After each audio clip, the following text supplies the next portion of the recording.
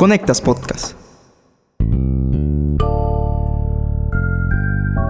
Desde hace unos cuantos meses, los ecuatorianos suelen pasar hasta 12 horas sin luz al día, mientras los cubanos sufren apagones que duran días enteros. En Venezuela, los cortes y bajones eléctricos se han vuelto parte de la rutina desde hace años. Y otros países de la región, aunque con situaciones mucho menos graves, tienen retos importantes en materia energética. Esta semana en Tenemos que hablar, sin luz en Latinoamérica, crónica de una crisis anunciada.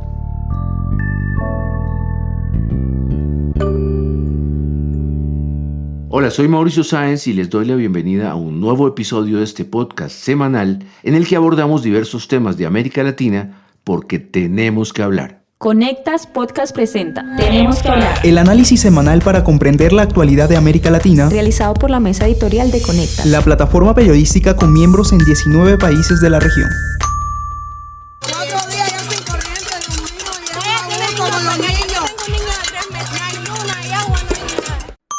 Escuchábamos a dos cubanas que protestaban con sus cacerolas en medio de un apagón general en la isla que duró 4 días. Por supuesto, los cortes de luz no son nuevos en Cuba, pero en los últimos meses se han intensificado a niveles intolerables. Algo similar viven los ecuatorianos, con cortes diarios programados de varias horas. En medio de todo, los gremios industriales calculan que Ecuador pierde hasta $12 millones por cada hora de apagón. Hoy vamos a conversar sobre este tema con Grisha Vera, editora de Conectas. Hola, Grisha. Hola, Mauricio. Grisha, tu país Venezuela tampoco se escapa de esta realidad. Pero, ¿qué tan comparables son las situaciones en estos 3 países? Bueno, desde mi perspectiva, mucho. Los apagones nos afectan de la misma manera. Baja productividad, comidos y equipos eléctricos dañados, frustración, pesar por los niños o los más jóvenes. No sé, mira, hasta culpa por montar la Navidad. Esa angustia además que nos persigue de no dejar para mañana lo que puedes hacer hoy porque en cualquier momento se te puede ir la luz o porque a tal hora te la quitan. Y eso que solo estoy mencionando las afectaciones cotidianas y menores. Recordemos que en el apagón general de Venezuela en el año 2019 perdimos vidas. Es dramático, Grisha. Y en cuanto a las causas, ¿también hay similitudes en casos que parecen tan distintos como los de Ecuador, Cuba y Venezuela? También las hay. Fíjate, los 4 expertos que consulté coinciden en que la falta de inversión es la gran responsable de la escasez de electricidad en estos países. Y me advertían que el problema de base es político y de los modelos económicos, porque más allá de las diferencias ideológicas,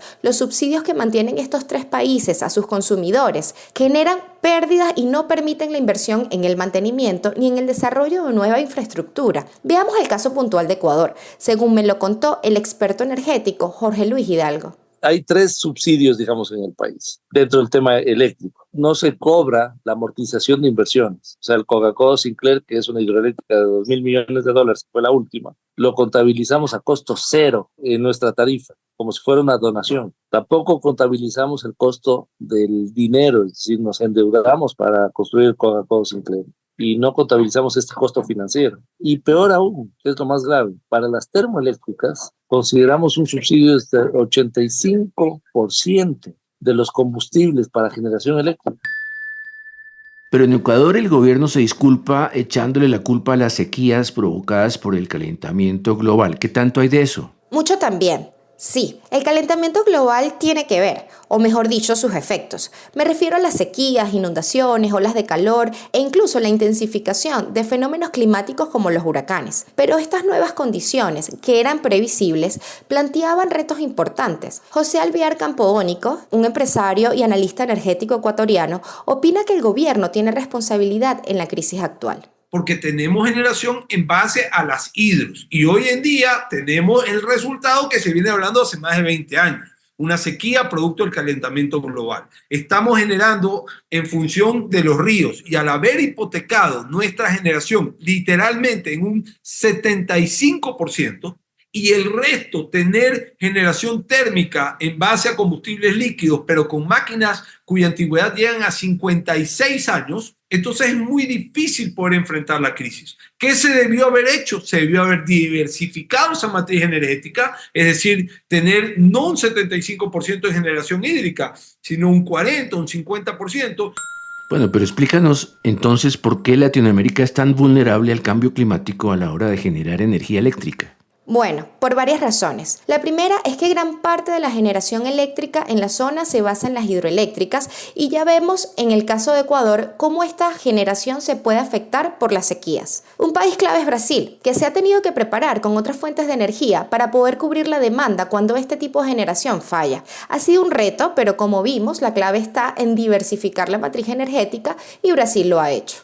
También en estos días el gobierno argentino anunció una emergencia energética nacional que incluiría cortes de luz el próximo verano y le echa la culpa a la falta de gestión en el tema de los gobiernos anteriores. Pero me interesa el caso de las olas de calor. ¿Cómo influyen en estas crisis? Bueno, porque estas olas de calor generan mayor demanda del servicio y los países deben estar preparados. Por ejemplo, en mayo de este año, varios estados de México se vieron afectados porque la demanda superó en algunos momentos la capacidad del sistema eléctrico. También están los países como Chile o Costa Rica que le han apostado a energías renovables como la solar. Pero los expertos me explicaban que este tipo de energía no es continua y exigen que los países estén preparados con baterías muy costosas para almacenar la electricidad o con otro tipo de generación para poder suplir el suministro en los momentos de mayor demanda. Entonces sí, el resto de la región no está en la situación de Ecuador o Cuba, pero efectivamente sí se requieren de inversiones importantes para garantizar el suministro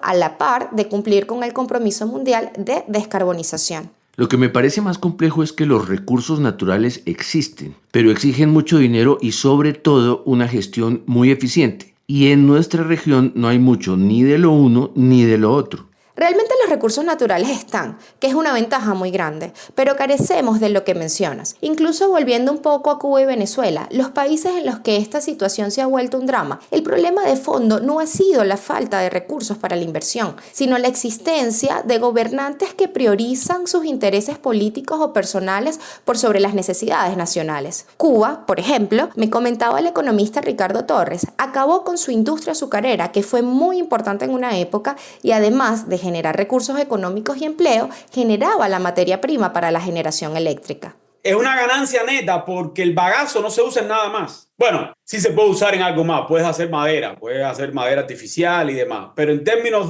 es un subproducto, ¿no?, de la industria. En Cuba se usó siempre, porque el bagazo se quemaba para crear vapor, para producir vapor para el central. Pero si se usan las tecnologías modernas, que no te voy a entrar a discutir cuáles son ellas, pero tecnologías modernas, en la cantidad de energía que les trae al bagazo es extraordinaria. Y con la cantidad de biomasa que producía Cuba cuando tenía zafra de 5 millones de toneladas, 6 millones de toneladas, multiplica eso por 10, esa es la cantidad de bagazo que tenía. Entonces era mucho. Eso hubiera sido una fuente renovable para Cuba importantísima. Lo hubiera sido en cualquier caso. Además, es una fuente que, a diferencia del sol y del viento, es una fuente permanente que te permite hacer lo que se llama generación base, porque no depende del clima. Tú tienes la materia prima y siempre que tengas la materia prima puedes estar generando electricidad. No depende de que haya sol. Si no hay sol, lo tengo que almacenar en una batería que cuesta cantidad de dinero también. El viento, si no sopla, no tengo electricidad, etc. No, la biomasa no. La biomasa, una vez que tienes la biomasa, es como si tuvieras el petróleo. La usas en dependencia de tu necesidad. Que eso es algo importante para un sistema eléctrico. Tener generación base que sea estable para poder nivelar las cargas. Bueno, eso es más técnico, pero en definitiva es importante tener ese tipo de generación. Bueno, Cuba perdió eso también. Entonces a veces me resulta curioso que se hace el gran debate ahora en Cuba, que si instalar paneles solares, que si la energía eólica, pero si la fuente endógena que teníamos histórica la perdimos. Y en Venezuela, durante la gestión de Hugo Chávez, en pleno boom petrolero, el gobierno donó miles de millones de dólares en crudo a países de la zona Caribe. Y Cuba, paradójicamente, siempre fue el más beneficiado. Y a lo mejor por eso se desentendió de actualizar su infraestructura. Justo hace unos años hicimos una investigación entre Alpitazo y Conectas en la que contábamos eso, cómo el chavismo alumbró a 12 países mientras apagó a Venezuela. Mi país destinó 13.000 millones de dólares para financiar subsidios, proyectos de infraestructura e incluso petróleo para generar electricidad en 11 países del Caribe y Bolivia. Claro, también es justo decir que Venezuela gastó mucho más dinero en su sistema eléctrico nacional, pero varias investigaciones periodísticas nos han contado cómo la corrupción malgastó esos fondos. Y todo para ampliar la influencia de Venezuela a nivel internacional. Pero si miramos a la región en general, ¿qué oportunidades tenemos para sortear los retos del clima? Hace poco vi una nota sobre la iniciativa que, según entiendo, promueve la Organización Latinoamericana de Energía sobre una integración energética regional. Sí, el objetivo es que con el desarrollo de leyes y infraestructura, los países puedan asegurar el suministro de una demanda que cada día se incrementa, con precios asimilables para las distintas realidades locales y así poder hacer frente a las brechas de acceso a la energía, a la educación, al trabajo. Es decir, resolver varios problemas importantes que tenemos pendiente en la región. Pero Álvaro Ríos, socio director de Gas Energy Latin America, una empresa de consultoría especializada en energía, me advertía que la integración real, más allá de los mercados binacionales que ya existen, supone también un gran reto. Ese es un problema de América Latina que le cuesta integrarse. O sea, hablamos de una integración con marcos regulatorios que abarquen varios países. Se ha invertido millones y millones de dólares en consultoría en el sistema CIEPAC en Centroamérica y no funciona. Porque en realidad de eso se trata, ¿no? Cuando un sistema eléctrico está integrado y funciona con reglas comunes, un país puede respaldar a otro mediante los sistemas eléctricos, pero eso no ocurre porque los países se tornan nacionalistas y cuando tienen energía pues quieren venderla, pero cuando no tienen no quieren compartir los momentos de crisis. Entonces se terminan rompiendo las reglas de juego que se han establecido. Lo mismo de siempre en Latinoamérica, desafortunadamente. Más allá de los discursos de buenas intenciones de los presidentes, cuando la cosa se pone fea, lo primero que olvidan es la integración. Muchas gracias, Grisha, por traernos este importante tema. Siempre es un gusto, Mauricio. Y a quienes nos siguieron, los esperamos en la próxima edición de este podcast semanal de Conectas, porque tenemos que hablar. Para conocer a profundidad más contenidos de análisis sobre las Américas, visítanos en www.conectas.org. Escúchanos cada semana en Spotify, YouTube, Apple y Google Podcasts. Activa las notificaciones y déjanos tus comentarios porque en Latinoamérica tenemos que hablar.